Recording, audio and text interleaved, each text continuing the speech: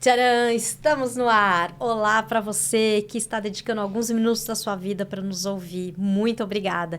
Eu sou a Nina Campos e este é o canal Relações Simplificadas, Psicologia para o seu dia a dia. Temas que não são simples, mas podem ser simplificados. E hoje aqui, diante das câmeras, não mais atrás das câmeras, atrás do roteiro, Francisco Nogueira, psicólogo e psicanalista. É um prazer. Oi, Francisco. Oi. Pois é, a gente resolveu fazer esse episódio que estamos chamando de Voltando ao Assunto. A gente pensou que tem muitos temas que a gente já abordou que precisavam de mais conversa, que tinha mais coisa para falar. E a gente resolveu fazer nesse formato aqui. Para o primeiro, voltando ao assunto, a gente confessa que é um assunto que a gente não fez um episódio só sobre ele, mas já fizemos 3 episódios sobre o futuro do trabalho. E o tema de hoje, que é Quiet Quitting, ele tem tudo a ver com o futuro do trabalho. Você já ouviu falar desse termo, Quiet Quitting? Ele quer dizer algo como assim, a demissão silenciosa, né?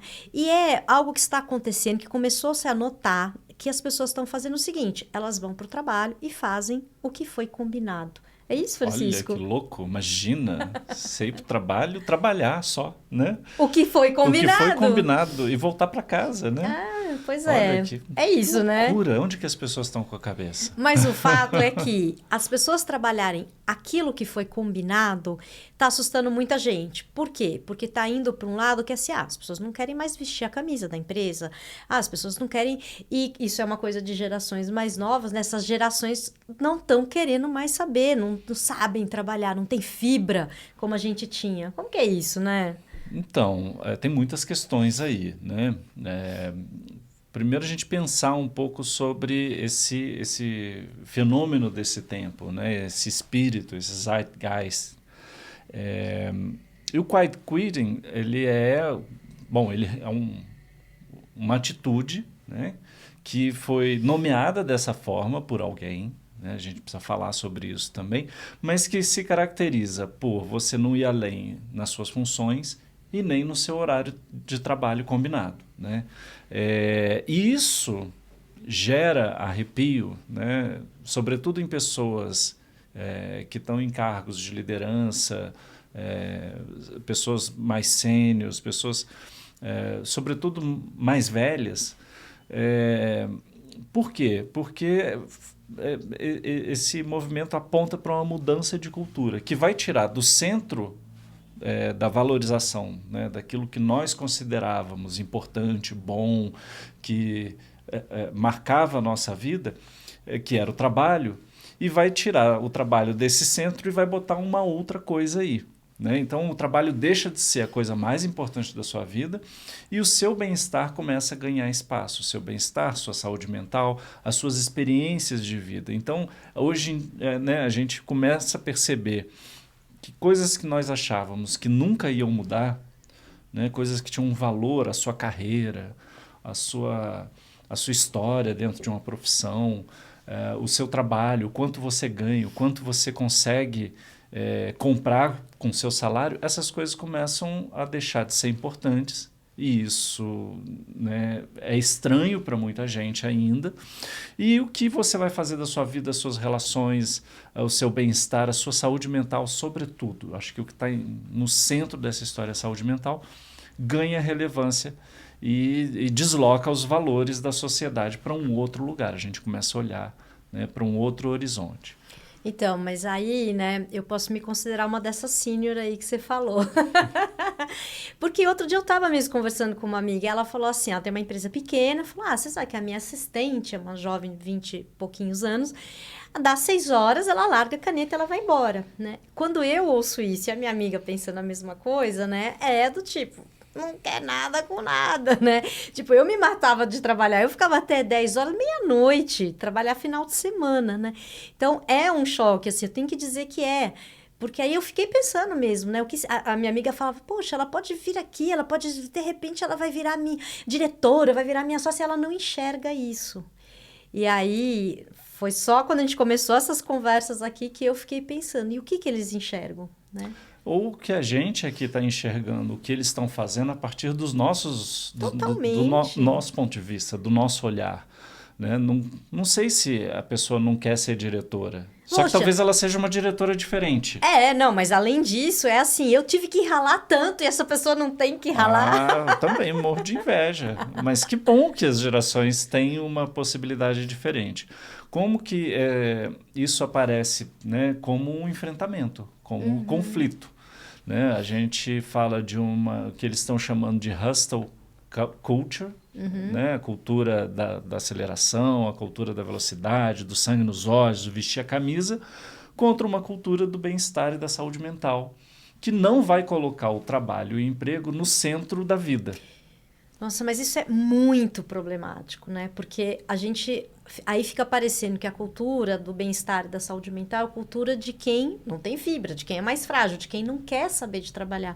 E isso vai dar um problema, né? E acho que aí a nomeação do movimento... A nomeação é problemática. A nomeação ela é muito problemática porque ela não dá conta do fenômeno. E ela ainda traz uma conotação que não é boa. É negativo, né? Quem está fazendo isso é a turma que já não quer saber, né? Não quer saber de mais nada. Ou é preguiça, é bem grave, eu acho. Então, o quiet quitting não pode ser confundido com a preguiça, com a falta de entrega, com o que sempre existiu. É o presenteísmo. Eu tô lá, mas estou só para fazer... Ou o presenteísmo, porque você está tão destruído, dilacerado internamente que você não consegue executar suas funções.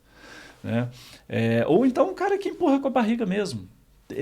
Sempre existiu, mesmo no nosso tempo de juventude, tinha o cara que ia lá só para bater ponto. Essa é uma frase, vou lá só para bater ponto. Né? E o que não quer dizer o quiet quitting, porque no quiet quitting você executa a sua função e você é profissional. Então você foi contratado para apertar parafuso, você vai apertar parafuso com excelência.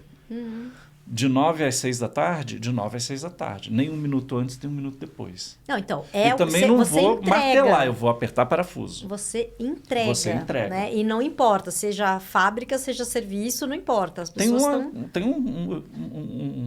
uma questão ética no centro dessa entrega. Né? Porque se você só vai lá bater cartão, o que acontece? Você vai produzir menos e vai sobrecarregar o seu colega de trabalho, que também está lá ralando, para que ele produza o que você não produziu. Agora, se você cumpre aquilo pelo qual você foi contratado, no tempo que você foi contratado, que você recebe para trabalhar, e falta ainda gente para completar o trabalho, então o ônus não é seu e nem recai sobre os ombros do colega. O ônus é da empresa, que vai precisar contratar uma outra pessoa para complementar a entrega que precisa ser feita. O que não é injusto, vamos combinar. Né? Se você entra numa concessionária para comprar um carro zero e te entrega um carro com 50 mil quilômetros rodados, você está pagando o inteiro e recebendo só uma parte. Você vai devolver esse veículo e vai pedir o veículo que você pagou para ter. Agora, por que a gente paga para o trabalhador uma quantidade X de horas e exige dele mais? Senão a gente vai dizer que ele não está comprometido. Há um contrassenso aí. Né? E que essa mudança, que essa geração... E aí eu acho difícil falar que... assim, rotular essas gerações dessa maneira, mas os grandes representantes são os millennials, a geração Z, né? Mas que trazem um pouco dessa reação e trazem uma mudança para a gente ficar de olho, porque fala muito da gente também. Não, fala muito da gente, assim, você fica escancarado, assim, como você enxerga o mundo e como você enxergava o trabalho, como você coloca isso no centro da sua vida. E tem gente que está falando, olha, tem outros jeitos de viver. O que eu acho importante, assim, a gente sempre fala aqui sobre a necessidade da gente repensar a organização do trabalho, né? Quando vem um movimento diferente, a gente ter essa reatividade, né? Já vai, o psiquismo já fala, opa, eu não quero mudar. Quem que tá vindo propor mais mudança, né? Ao invés de olhar o que tem de bom ali, o que tem de... Né? A gente não olha e ainda rotula, não tem nada de bom. Esse é um movimento perigoso. Esse é um movimento que as pessoas não estão vestindo a camisa, que elas não são... Esse é um movimento que traz mudança, né? Engajadas e comprometidas. Mas eu acho que traz mudança porque o mundo mudou mesmo. Não, então, mas eu pensei, assim, que a pandemia ia mudar, né? Que a gente ia estar mais aberto a esse tipo de coisa. E acho que ela deu um... Você acha que tem a ver? Tem que pensar sobre isso, né? A pandemia não ajudou muito, Então, no sentido de fazer com que as pessoas tenham esclarecimento sobre alguma coisa. não, talvez eu tenha me iludido, mas eu tinha essa vontade no começo, né? Falo, nossa, já que tudo tá acontecendo, talvez a gente encontre novos caminhos. E quando vem uma reação dessa, tipo, quiet quitting é super péssimo, né? Eu falo, não, a gente tá querendo só proteger o que já tinha, tentar fazer com que não mude. Todos nós somos conservadores em alguma medida, né? A gente tem dificuldade para se adaptar a um cenário novo, porque dá trabalho mesmo, né? A zona de conforto é ótima, senão não chamaria conforto, né? Mas eu acho que esse movimento, eu estou olhando aqui na minha cola, ele tem... são 3 respostas que ele dá para o mundo que já mudou, para esse mundo que mudou, né? E talvez essa consciência que você fala, que você espera que as pessoas tenham a partir da pandemia, aconteça como processo. Então, um primeiro movimento, né, desse processo pode ser o quiet quitting. Né? E ele responde à distopia, à pandemia e à hipocrisia. Opa! Explique-se, conte-me mais sobre isso. Então, a resposta à distopia, ela se dá porque são gerações que realmente chegam num mundo que já está destruído, que já tem uma sentença. Não, a gente falou sobre isso no canal, né, gente? As primeiras gerações que o futuro delas não é como a minha, por exemplo, que o meu futuro vai ser melhor que o dos meus pais. Já não se fala de estado de bem-estar social há muito tempo, né? Eu me lembro quando eu era mais jovem da gente ainda querer lutar pelo retorno do estado do bem-estar social. Já não se fala, eu já não ouço mais falar disso há pelo menos 10 anos. Né? Parece que é um tema que saiu da pauta e não tem como voltar. E talvez seja isso que esteja em jogo. Como que o meu bem-estar, como que a gente garante, né, uma perspectiva de vida, uma perspectiva de que se eu trabalhar, eu vou ter minha casa, eu vou sustentar minha família, eu vou poder fazer as viagens que eu quero, comprar os bens que eu necessito. Não tem mais essa perspectiva. Não, eu penso nisso, assim, como é que meu pai trabalhava e sustentava 4? E eu sei o que é sustentar 1, né? Como é que era possível? E era possível. Era possível, né? Então, houve o mundo... degradou de muitas maneiras a qualidade da vida. Né? Então, a gente tem precarização, a gente tem a inflação, a gente tem o arroxo salarial. Isso é um fenômeno mundial. Né? Quando a gente pega as notícias sobre economia para o próximo ano, só se fala nisso, inflação e arroxo. Né? E como que você, sendo um jovem, diante desse cenário, vai reagir? Você vai vestir camisa de alguma coisa que esse mundo te entrega? Ele não entrega. Né? Ele não entrega mais. Né? Eu acho que a gente fala de uma perspectiva de quem foi criado por baby boomers. Né? De quem foi criado por pessoas que tinham essa experiência de trabalhar e ter o retorno. E aí vestir a camisa. Né? O meu avô, ele se orgulhava de ter passado a vida inteira na mesma empresa. De ter começado a trabalhar e aposentado na mesma empresa. Isso não é mais uma realidade. Né? A realidade que se apresenta para quem chega no mercado de trabalho hoje é uma realidade muito dura. É uma realidade que não é convidativa. Então, a gente precisa se perguntar o que a gente fez, nós como geração, as gerações anteriores, as gerações que hoje estão nos cargos de decisão, fez para esse cenário distópico ser entregue para quem está chegando. Né? Então, isso é uma questão. A pandemia, eu acho que ela disparou várias mudanças, né, que a gente pôde experimentar e agora elas estão dadas. Então, a gente sabe que pode trabalhar de qualquer lugar do planeta. Em casa. A gente sabe que a gente pode trabalhar menos horas que a gente entrega. A gente sabe que a gente pode trabalhar menos dias por semana, que a produtividade não se altera. A gente sabe que existem formas flexíveis de negociar muitas coisas.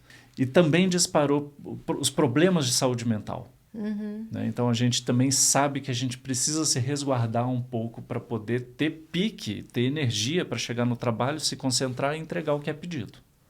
Né? E a hipocrisia, que passa um pouco Quero por saber da hipocrisia. E aí eu estou pegando aqui na colinha, falando que 50% dessa geração já faz quiet quitting. tem uma pesquisa que foi feita, né, que mostra que 77% da geração Z enxerga que as empresas não entregam os valores que elas preconizam.